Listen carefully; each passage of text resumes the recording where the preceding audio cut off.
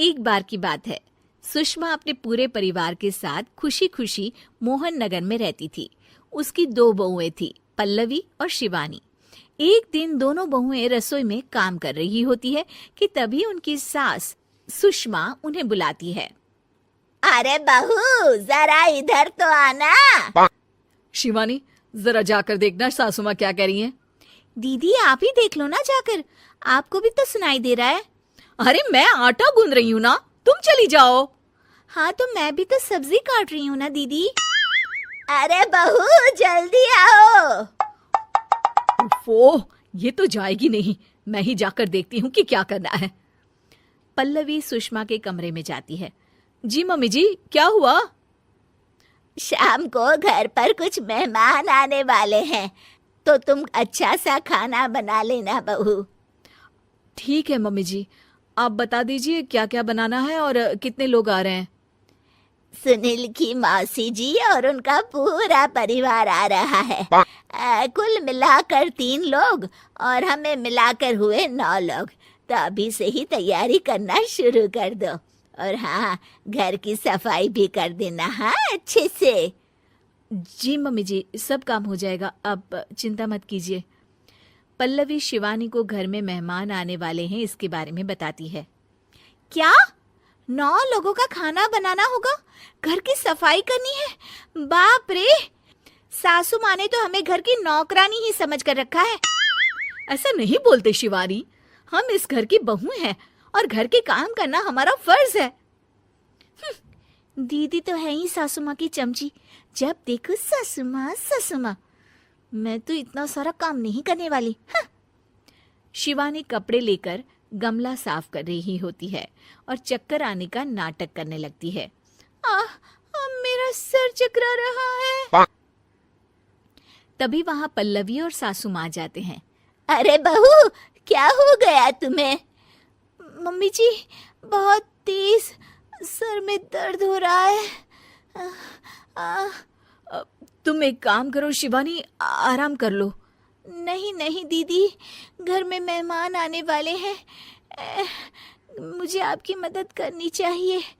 अरे कोई बात नहीं शिवानी, तुम आराम कर लो, मैं सब काम कर लूंगी। ठीक है दीदी, अगर आप इतना कह रही हैं तो आराम कर लेती हूँ। शिवानी आराम से अपने कमरे में मैगजीन पढ़ रही होती है। इसे कहते हैं आराम की जिंदगी। इतना सारा काम। चलो सारा काम खत्म हो गया, शिवानी को देख आती हूँ। शिवानी अपने कमरे में ईयरफोन में गाने सुनते सुनते सो जाती है और उसके साइड में मैगजीन भी रखी होती है। पल्लवी वहां आ जाती है और वो सब देखती है। ओहो, तो मतलब सब काम चोरी का बहाना था। अभी बताती हूँ इसको। घर का सारा काम मुझे करना पड़ा और ये महारानी यहाँ मैगजीन पढ़ रही है, गाने सुन रही है। पल्लवी रसोई से एक प्लेट और चम्मच लेकर आती है और शिवानी को थाली बजाकर उठाने लगती है। शिवानी अचानक से उठती है। उठ गई महारानी, गाने भी सुन लिए, मैगजीन भी पढ़ ली। तुम तो बहुत बड़ी झूठी निकली शिवानी। तुमने सर दर्द का बहाना बनाया ताकि काम करने से बच सको। हाँ बनाया बहाना, तो क्या करती, इतने सारे काम करती। मुझे कोई शौक नहीं है चापलूसी का। क्या चापलूसी? तुम्हें लगता है कि मैं सारे काम चापलूसी के लिए कर रही हूँ? नहीं तो क्या। तभी वहां सासू माँ आ जाती हैं। अरे बहू, वो लोग बस आने ही वाले हैं, तुम तैयारियां कर लो। जी सासू माँ, तुझे तो मैं बाद में देखती हूँ। सब खाना खाने बैठते हैं और खाना शुरू करते हैं। तभी सुनील की मौसी बोलती है। वाह भाई वाह, खाना तो बहुत ही अच्छा बना है सुषमा जी, एक एक चीज में क्या स्वाद है। ये सुनकर शिवानी मुंह बना लेती है। उसे अपनी जेठानी की इतनी तारीफ रास नहीं आती। आपकी बहुएं तो बहुत ही अच्छा खाना बनाती हैं।